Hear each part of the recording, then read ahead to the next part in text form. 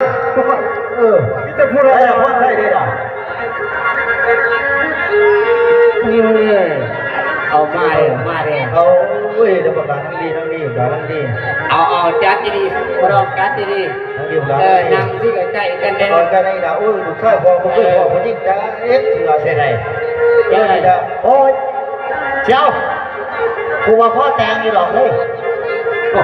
เดี๋ยวไงกูบอกนี่ถ้าพ่อหาให้นั่นไปพ่อพกพ่อใจนะแกเห็นคือพ่อใจถ้ามึงควรจะแต่งน้ำกูสิแต่จอยตัวหมอพ่อไปไงล่ะหมอพ่อนี่ล่ะว่าหมอยังก็บอกเขาคนตายเด้ใส่แห่ใส่ว่าไม่ไก่หินได้แล้วพอไก่หมอไม่ได้ที่ได้คนนั้นกูสูตรเองก็ได้ที่เราก็หนักเพื่อนลูกกูเองกูมาสูตรได้ว่าอย่างไรเพราะเอื้อสูตรใจเย็นด้วยด่าเด้อโอ้ตั้งมกตั้งใจดีกว่าเอ้าเนี่ยเราไม่กันเอาไปว่าตรงเป็นวางดอกลูกเนี่ยที่บ้านนะตอนนี้เป็นเนี่ยกระโดดจอยมากพ่อโอ้ยของต้องมาได้หาหมอก่อนอะไรมั้งป่วยไปหาหมอพ่อว่าให้บอกแต่ว่านี่ผมหมอพ่อน่ะยังบ่ท่านไปบอกหมอพ่ออยู่เฮ้ยหมอพ่อไปอยู่ผมว่าไปอยู่ไปใส่ด่ะมันเป็นตอนควายเขาบอกว่าควายมาตอนควายเลยครับเอามึงแทนกันไรที่ด่ะควายก็สิหาบ่หาบาทบาทผมเคยเห็นอยู่มันเคยเห็นอยู่ว่าบอกจอยโอ้ยที่เป็นใส่แต่พอกับแม่คอยเอากันกับคอยนี่ละสูตรไอ้กี่คุยจะติดดีตั้งหูตั้งใจเวลาตั้งหูตั้งใจสูตรเพราะมาแต่ว่าแต่พี่ค่ายไหนพอโอ้มันโบอะไรหลงดาวเอ้ยมันโบบางในแล้วมันยิ่งมันยาวมันเดียวจังใจของเราจะดีถามน้ำหมอญาติมันยิ่งมันยาวญาติของเราตัวใหญ่ญาติมันยิ่งโอ้ญาติมันยิ่งเลยโอ้ยที่โชกอันนี้คือวันที่กันดีโอ้ยที่ล่ะห่วยขอปฏิการดูกันญาติดูมามันจะไปรุ่งเรียนเอาเสื้กระหมอสมอยู่ตัวละโอ้ยมันก็แต่งคนแต่งตัวดีๆเนี่ยก็จะแต่งแต่ว่ามันก็ผ่าสอดลูกผู้อยู่ว่าผมก็จะจีบได้แล้วมองว่าจะซื้อกระซื้อได้ตัวเตยลูกตัวเตยเงานอนเวลาจะได้มันก็ภาษีแล้วก็จะมีเอาเปลี่ยนให้แน่เอาบอกเขาดีสองขาหนาปนมเมื่อคืนปนมเมื่อไหวเอาไปเป็นคนดังจุ๊บเอาจะสีเขาพอเราว่าหนังเรื่องนี้เอาต้องอย่างนี้กันนะจะเป็นโรคคู่ให้ไฟนะเนี่ยเอาเวลาของมาจบก่อนจับกับว่ามาเยอะคนเลยนั่นแหละไอ้ก็ปากเจ้าไว้ผมคิดว่าอะไรหมอพ่อไว้หมอพ่อตายจะกินเดียร์ตัวอะไรไว้หลายหนาอยู่นี่ไว้ดูด้วยที่ว่าเว้ยจะหอดเสียงโทรศัพท์หลังเจ้าเบลมาไอ้บังจ้อยนั่นยังอีน่ะคนไหนมาก็เสียงโทรศัพท์ก็สิอันก็สุดกว่านิดหน่อยจับเสียงใส่โอ้มันใส่สุดๆกันเลยมันน่าเลยเอาพอแล้วพอคุณนะโมละโมตัสสะนะโมโมขลายสมิงเจริญเมืองปฐุมพรสมิงเจริญเอาสูดเองสติสนาชิมาสอนเอาไว้แล้วก็วัดดวงพระเจ้าใครอันนี้มันใครแต่ย่อมต้องอันนี้มันต้องเปิดตีมือเดียวเขาละนี่ว่าสำคัญล่ะเมื่อนี่เป็นปั้นสังกรปั้นปะกอสิเขาโอ้จะเป็นดาวมันเป็นพวกอย่าซื้อบาลูกคู่ให้ไหนมาเยอะคนเลยเมื่อนี่ปูสิเขาคำทอระบำสิได้พ่อไว้ปูน้ำปักซี่เจ้าสิมันมองไปมื่อนี่ละว่ามาเยอะกว่าบอกท่านหอดบอกมาสีแม่ผมเนี่ยจะบอกมันก็ท่านหอดบอกคือลงจากร้อนว่ามันต้องเป็นบักเนาะโอ้โหไปจากหมอเขาเป็นพ่อเอาวางไปขวัญจะไปอยู่ให้ดีล่าภาษาเมื่อนี้วันนี้ขวัญจะไปอยู่หน้าให้ภาษาเมื่อนี้วันนี้มาเยอะขวัญไปเยอะขวัญอภัยถูกแค่อภัยถูกแค่พ่อถูกก่อนจะทำผิดไม่ถูกแม่แต่แม่กูบอกให้ถูกเอาลูกเลยเนี่ยพ่อถูกก่อนพ่อถูกก่อนเอา โอ้ยฝ่ายผูกแขนขาอะไรล่ะ โอ้ยก็ให้เนี่ยไฟ เอาให้กดนี้ดีบทเขาย่ำพวกเรามึงแทงย่ำมาแดงมึงแทงมึงอันแอบทำเรื่องเดียวเลย กูมองแค่ตัวโอ้ยเดี๋ยวผูกแค่นี้ ไม่นิ่งมัน ผมไม่ยิง ถ่ายเสร็จนี่เอามาจากปุ๊บเท้าผูกแขนเท้าไอ้นางพรนั่งผูกแขนนั่งไอ้รัวน้องเท้าวันผสมมือเท้าบังเท้าสียาดินดังให้จะนอนน้องมองค่อยทาพ้นกูเธอมาเยอะกว่านี้ มาเยอะกว่านี้ ตาเสือตาบานเลยแต่งนะพอ ยังอ่ะ เดี๋ยวนี้ใครจะเขาไปขาหัวของกินของอยากของเพียงพอเดี๋ยวนี้ ข่าวว่ามึงจะถือเรื่องพับแขกเด้อ ฮะ จะถือเรื่องพับแขกเนาะ โอเคยังโอ้ยชาติเด็ก ไปไป ได้ดูใครหนาเสือตาบานไว้ทำประกอบไว้ โอ้ยได้สนใจกูกินเนาะจำนกกันแกได้บุญาด้วยเอาไว้จะได้ก็เอาโมเวียนะพอดอโอ้ยเอาไรก็จะลงข้างเลยนี่โอ้ยก็ลงเนาะ ว้า เอ้ย สีหัวนี่ได้ตัววัดแล้ว เพื่อนก็เห็นไหมที่เราเห็นว่ามั่วอยู่ตรงหน้าตัวไรก็เอาด้วย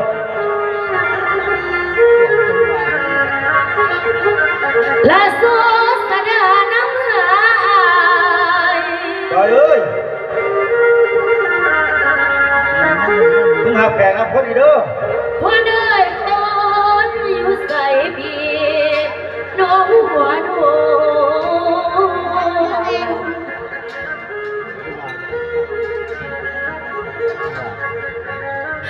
โอ้ยแม่ให้ไปกันสอนดีอยู่ใส่เดจังก่อนเดินเอาไปไล่กันมา ไปเจ้าเขาเลยใกล้ๆจ้า ก็เป็นพระบาทที่ขอมาได้มากได้มากอะไรนะดอกไม้กันล้านลาย เอ้ย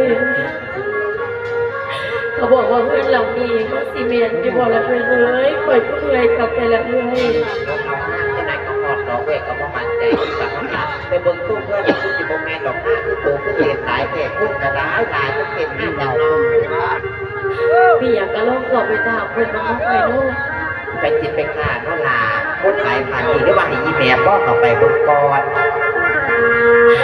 แล้วพอได้ผู้บ่น้อยน้อยว่าถ้าเมียน้ำมือพี่หัว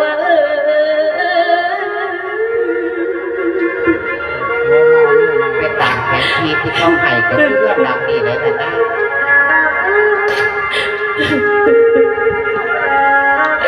โอ้ยเด้อเดินสงสารเมื่อยลาอย่าท้าคอยนี่พอไว้ รถเอาหน้ามันหอดได้เมืองได้บ้างแต่พออดไปเนี่ยได้น้ำอาหารกันในหารมันบอกมันเจอบอกเจอกับไฟกลับ เดินหน้าหาห่วงคอย ว่างานไหนนะ แขนขาลอยบ่มีเอื่อยคุยเอ่ย ที่ว่านั่งตักนั่งเต้ากันเวลากินน้ำกินไนจะไปงานไปต่อ และเลยนะเลยย่านหลายเดือน เวลาเมื่อให้กับหนักตัวนั้น เสียงใครมาหรอน้อง พี่จะเป็นคนมาสวยดอกนะคือเบิ่งจะเป็นคนมาเด้อ เดี๋ยวมาเสียงเอาคนอยู่บ่เลยนะเลยย่านหลายเดือนย่านบ่ไหวแล้วทักนะ ถ้าเกิดปัญญาไปจะสวยดอกกันที่เราสวยดอกเป็นทะลังบาทเด้อ สบายดีพอบ่ได้มาซอยดอกซอยแก้วดอก ไปใส่ไปกันไปใส่มาใส่ใส่ เป็นสิมานั่งหาน้องเคยเห็นลาเขาบอกเคยคือเขาบอกเงินน้ำนี่คือพวดหลายแท้ อันนี้เป็นงานมงคลผมไม่ยังดอกผมเคยจะบริยูนี่ดอกพูดดังก็จะไปอยู่ทั้งไรคนเดียว อันได้เงินจะออกมาก่อนมาคือเดี๋ยวมาขอถามแน่ ว่า แถวนี้ไม่คนซื้อพ่อไส้ยังบอกขนาด คนไส้ โดย ผมมีดอกคนไส้คนซื้อคนไส้แถวนี่ผมมี นี่ ไปทั้งไรซะ โอ้ สิไปทางไหนแล้วไอ้วันนี้เอ้ย อันนั้นยาเดี๋ยวว่าจันว่าจีขอยางผ่านงานเจ้าได้อยู่บ่นี่ แต่ผมเป็นยังเพราะว่าจะแจ้งบ่ให้ไปทางหน้าไปทางหลัง ไปแม่ผ่านงานผ่าน ผมไปยังทางนี้ล่ะ หา บ่ให้ไปทางหลังบ้านพุ่น แม่แม่หมด มาทางพี่มาทางพี่ ไปทางหลังบ้านพุ่น จะมากู้แจกคุณพูดแค่แม่ต้องคุณมองไหมแม่คุณบอลหน้าเย็นเดียมตีดแม่ผู้น้องเป็นหยอดมาเดือนก็กันขาตันแม่นโลกอุ้ยผู้ยืนก็แล้วเดี๋ยวเราเลยวันนี้ผมกับผู้เดี๋ยวสั่นๆทุกครั้งผมทำไมขาเกียดขาทำนะเขาตัวกูได้ขนาดเขาบอกว่าไม่คนซื้อพอดไส้แต่กูมั่นใจ100%แม่อีหล่ะ ผู้ใดแล้วเอ้ยเจ้าเห็นไผเดี๋ยวนี้ กูเห็นระบ้าแล้ว ไอ้พ่อน่ะติเอ้ย แต่ว่านั่งแต่เราขอคุณนางยิ้มข้าวขวดกับคุณยิ่ง ใส่เอ้ย บอกว่าเราเอาเนี่ยมาเนี่ยมาอุ้ยในอีดีไม่หอหรอกคุณ ไอ้พ่อนี่ดิตัวนั้นเอ้ย อีดีอีคุณยิ่งนางดิหลอกคุณก็จะนุ่มย่างนั่นล่ะ แล้วพ่อเอ้ยพ่อเดี๋ยวไปทางอายเต่าพาขวัญปอดไปนู่น เป็นอีดีบ่นะเป็นกับพ่อดีกว่า โอ้ยพ่อได้เห็นเธอไฟไทยเอ้ยไม่ขาดใจหรอกไอ้พ่อ ว้ายจ้าไปเลย เอ้า ไปนอนเป็นรถแม่ก็เป็น เป็นใครว่าเป็นลูกเป็นได้ยังไง ก่อนเก่าก่อน พ่อพ่อพ่อพ่อพ่อพ่อพ่อพ่อพ่อนี่ก่อนพ่อพ่อพ่อมาก่อนพ่อพ่อนี่ก่อนพ่อพ่อพ่อนี่ก่อนมันเป็นอย่างอันดูผมครบคนดูได้หมดเลยเดี๋ยวพ่อถามก่อน เคยไปถือผ้า ไอ้ทุกใจ เป็นยังไม่เป็นลูกเป็นได้นี่พ่อกับกับบ้านกับเราเจ้าสาวไป หาแม่ผู้ใดนั่น อันนี้ไม่เป็นงานของลูกชายของพ่อ ไปจับได้จังไหนตอนนี้มันเป็นน้องตัว ฮะ ตอนเนี่ยเจ้าได้เนี่ยมาปลูกกับเมียเจ้าแม่ โอ้มันยังนี่มันหมายก็มาแต่ไหนไอ้พ่อไอ้พ่อไอ้พ่อใส่ไอ้พ่อใส่เมียเจ้าอยู่พี่ไอ้เมียเจ้าอยู่พี่ไอ้ปอบบัว ส่วนลูกหลานสูตรบางทีจะให้ลูกหลานสูตร แม่บอกก็เป็นแต่เสียมัน ปวดหัวฟันมาสูตรสิมันตามหาอายแบบ ใจ นี้ เย็น มัน ก่อนใจเย็นก่อน สูตร พ่อ ต่อ คนนี้เป็นใครล่ะ ที่คนที่นั่นสิ่งที่บอกไอ้พ่อเขาสูตรเมียของพ่อทุกคน นี่พ่อคือเมียของพ่อนะ โดยพ่อ พูดเมียของพ่อก็อยู่พูด เจ้าบ่าวหลบมันหมายกูมาจะ โอ้ยเสียใจหลายแล้วใจเย็นเขาใจเย็นผมไม่ต้องเป็นห่วงหรอกผมเป็นยังหรอก โอ้ยสุดนางเลยเสียใจหลายแล้วนอดอง มันเบาหน้าที่มันจะขอลาหรอก มาดีนะครับดี นี่ โอ้ย ก็ให้มันเบามันยังกัน เสียเต็มที่ เบาแล้วกับพากันกลับบ้านกลับซองอย่าไปสา ถูกแรงเศร้าถูกกระจมหาย ขอเวลาในเลิกกันหน่อยนะสูดตื่นไหมนะ โอ้ยสุดนางเอ้ยส่วนว่าปอคันนี้นางบอกอายปีเอาเมียสองตัวสุด ใครบ่ยอดเลยเดี๋ยวนี้ไปจะเอาลูกสาวไปเมื่อ ก็ต้องเป็นห่วงเราเสียใจเย็น จะต้องจัดการให้เรียบร้อยเด้อ ใจเย็นก่อน โอ้ยสุดนางเอ้ยอายได้ยอมคำผิดไปสิ่งผ่านมา แม่บ่ไหวเราเลยผมจับคือสร้างให้แบบนี้นะ พ่อ ลูกหลานสู้ได้ขอโทษสู้ ใส่มาสิกับเพื่อนน้องในไอ้พ่อบ่ปวดกับเพื่อนจะได้ โอ้ยแสนเต็มทีน้องเมียอายจุดเสียใจน้ำตาลางน้ำตาลาง มันปวด เป็นพ่อใช่ เ ให้รู้พ่อพูดจ้าก็มันแล้วไก่มันกลับบ้านแล้วพ่อก็ไปศาล นางโอดความหวังพอมาจากหัวปากตา